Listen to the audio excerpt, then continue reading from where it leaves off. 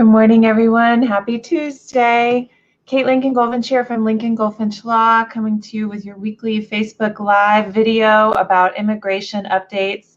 I don't know if you guys saw the new intro we have. We're going high tech at Lincoln-Goldfinch Law. But anyway, just like always, put your questions in the comments. I'd be happy to answer your questions about immigration and bankruptcy. Any thoughts you have, anything you want me to discuss. The topic for today is the new citizenship test, which takes effect on December 1st. So we're going to be talking about that. As always, if you guys have questions or comments, put them here, or you can call us or text us at our main number, which is on your screens now. Everything you call about, text us about is 100% confidential. We don't share your information with anyone, and we are still offering free consultations throughout the pandemic that are completely virtual. You don't have to come into the office. They are safe for you, safe for us, and we'll be happy to help you guys think about whether the time is right for you to file an immigration petition. So we've gotten some questions about the new citizenship test. As I mentioned, it takes effect on the 1st of December. So what we're talking about is the naturalization process. Of course, there are U.S. citizens who don't have to naturalize. Some people are born in the U.S. Some people get their status through a parent, maybe if they're born abroad, but their parent is a U.S. citizen. But the test only applies to people who are naturalizing, and that means someone who is a green card and they're applying to become a U.S. citizen. The benefits for citizenship, I keep banging my desk and the camera's moving around, so I'll try and stop doing that.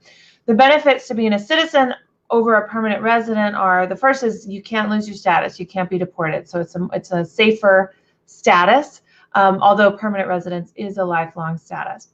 Also, you can petition for more family members.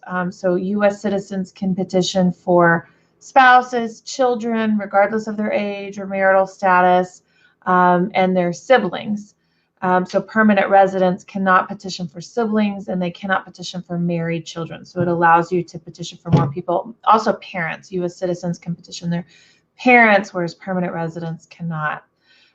You can vote as a U.S. citizen, which, as we all saw very recently, is very, very critical. Every vote definitely counts. And you can live anywhere you want in the world when you're a U.S. citizen. You don't have to maintain any type of residence in the United States once you naturalize. You could retire in Mexico if you want and continue to receive your Social Security benefits. So there's lots of benefits to becoming a U.S. citizen, and anyone who qualifies should do it, in my opinion. The way that you do it is you file the N-400 application to naturalize. We've seen the processing times for a naturalization process grow during the Trump administration. Biden has announced in his first 100-day plans that they plan to start speeding up the naturalization process. So we'll start to see a shorter time frame on the naturalization process. But the way it works is you file your application, you get a receipt notice in the mail, and then you go for a biometrics appointment a few months later, and that's where they take your fingerprints and your photo, and they make sure that that you don't have a criminal history or that you're eligible to move forward. And at that interview, oh, I should have brought the booklet. I had the booklet that I was going to show you guys. They have the citizenship test booklet that they give you that's a study guide. And in that guide, there are the list of questions and all the words that you have to know how to read or write. Because for most everyone, the citizenship test is in English, and you have to be able to speak and read and write English. There are exceptions to that. You can take the exam in your native language if you have, there's 3 ways to do it, okay? They're all based on age and time with residency. If you are over the age of 50 and you've had your green card for longer than 20 years, okay, that's the 50-20 rule. Or if you're over 55 and you've had your green card for longer than 15 years, that's the 55-15 rule. Or if you're over, I want to say it's 65 and 20, if you're over 65 and you've had your green card for longer than 20 years, then you take a reduced test where you only have to study like 20 questions. If any of those apply to you, you qualify to take the test in your own native language, and you don't have to take the test in English. You also don't have to read or write. So the test is right now, the current test is 100 possible questions, and they give you the booklet with every possible question. In the exam, they're going to choose 10 questions randomly, and you have to answer 6 correctly. So if you've missed 2 or 3, you still pass.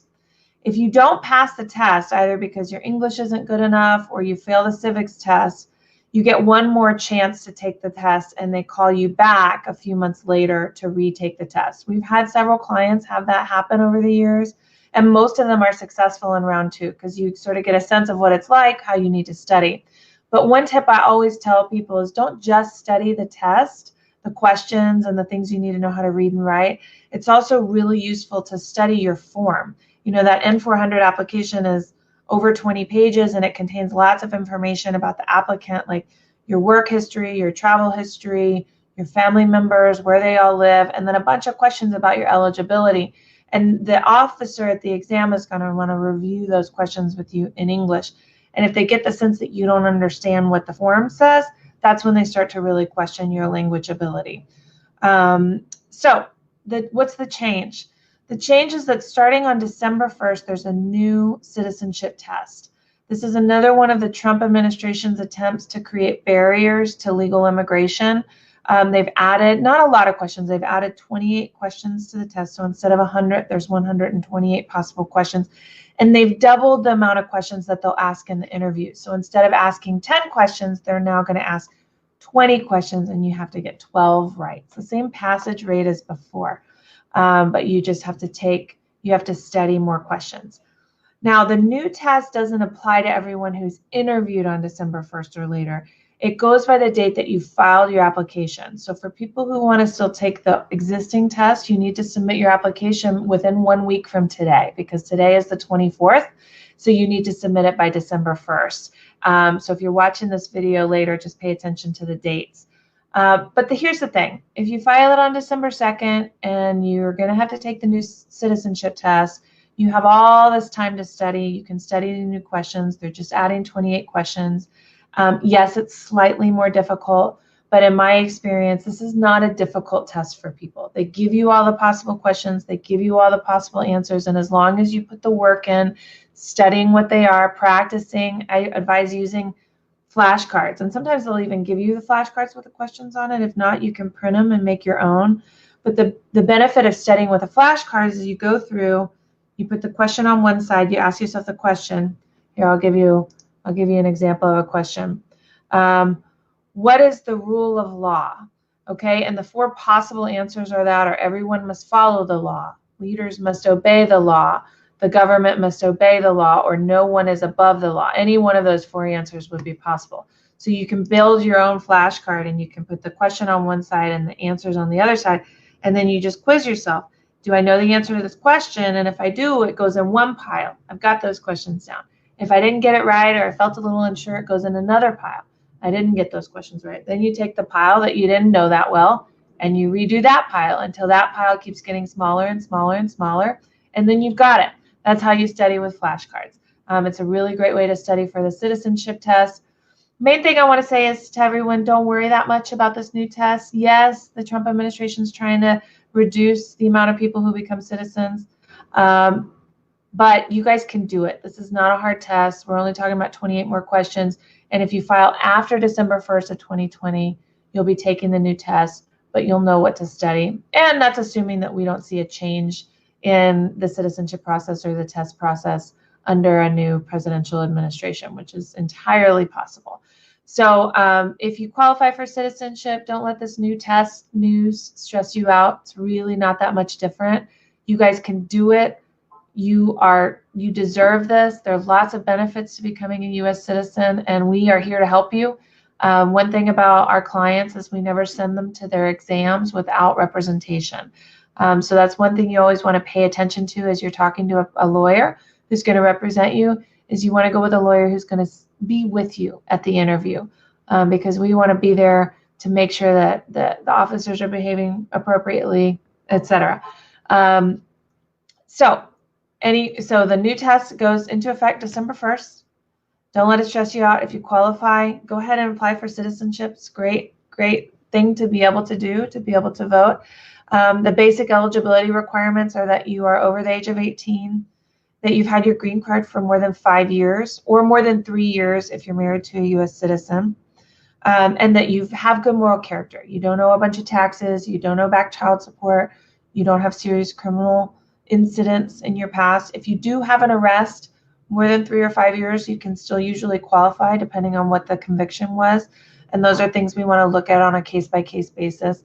And like I said, we're here for you. No charge for the consultations. Everything is confidential. If you have a confidential question, call us or text us on this number or send us a Facebook message, and we'll be happy to guide you through that. So we'll be doing the same topic in Spanish later today. I have an appointment at 4:15, so we'll be doing a little bit later, like at 5:30. But I'll see you guys to discuss all of this in Spanish. So have a great day, everyone. Thanks for being here with me. Bye-bye.